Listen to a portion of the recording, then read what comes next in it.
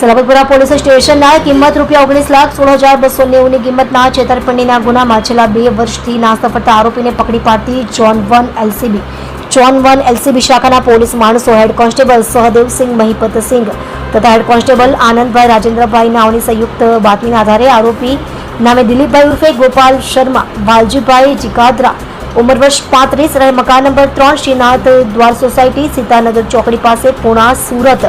મૂળ વતન સિમરન, તાલુકો સાવરકુંડલા, જિલ્લો અમરેલીનાને પકડી પાડેલ છે. સદર આરોપી સુરક્ષાની અલગ અલગ કાપડ માર્કેટોમાં ફરી વેપારને તેમની વાતોમાં ભોળવી તેઓ પાસેથી માલ લઈ પેમેન્ટ નહીં ચૂકવી ગુનો કરેલ છે. તમે જોઈ રહ્યા છો SD ન્યૂઝ ચેનલ ફેઝર શેખની સાથે.